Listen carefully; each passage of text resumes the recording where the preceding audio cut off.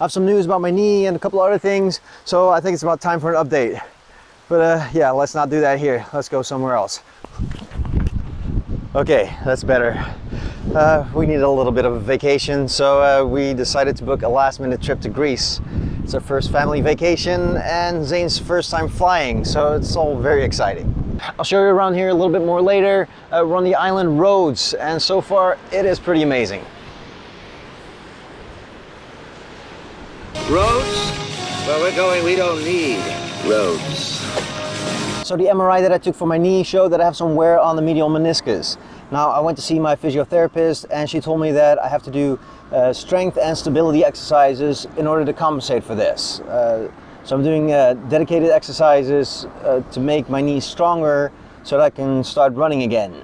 She told me the next 6 weeks, no running, no jumping, nothing that puts impact on my knees. So the plan is that after 6 weeks, I'm gonna start running again, but very slowly. I'm gonna be doing very short interval runs like I was doing before, just to see if I can build it up from there. Now, even if in 6 weeks I'll be running pain-free and can build it up, I should actually be training for my marathon already in October. And the rate this is going, I'm not going to build up to the distance that I want to be running by the end of my training, especially seeing that I wanted to actually do a little bit extra because I'm running 2 marathons in a row. Maybe that just means I need to take it a little bit slower, maybe even do some run walking during the marathon. Somehow I'm going to have to adjust the way I run, but yeah, I am still determined to run the marathon in London though. London, baby! Recently I was asked to join in on the podcast for Rise and Run. We had a nice conversation about running, so here's a little clip. Okay. Go. One of the other videos I really liked was your video that's called Discipline is Everything. And I was hoping that you could talk to some of our listeners a little bit about this video and what discipline means in your training.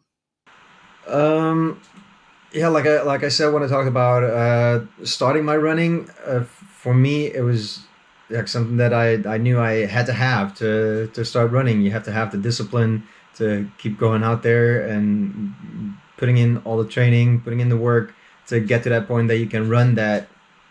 For me, it was a half marathon, but even for if you want to run a 5K or 10K, yeah, you have to put that training in, and that takes discipline. And yeah, especially people who don't run might not realize how much work it takes to actually get to run one of those races, because it's a lot of work, a lot of training. You go out 3-4 times a week to go on your run. You have to do strength training. There's a lot of work, so that takes a lot of discipline. Yeah, and you may not always feel like, you may not wake up and go, oh, I just feel like running today.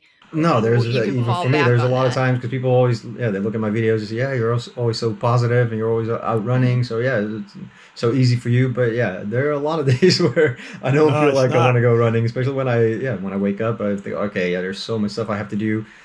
And not every day is 60 degrees and clear and not windy. Yeah. We have a lot of bad weather here, so yeah, it's not always fun to go out. But if I go on my run and I get back home, I'm always happy that I went out on my run. So there you go. There's always something to look forward to, and knowing from experience that you enjoy it after you're done, it makes it a lot easier to go out and do it when you don't feel like it.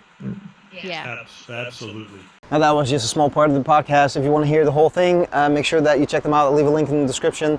They're Rise and Run. It's a great group of people, and they're all Disney runners, and they make a great podcast, so go check them out. Also, don't forget to join in on the Virtual Rhino Run. I'll leave a link in the description. If you donate at least $10 to the Save the Rhino fundraising page that I set up, you get an audio file so you can do the run. I think it's a lot of fun, so make sure that you check that one out.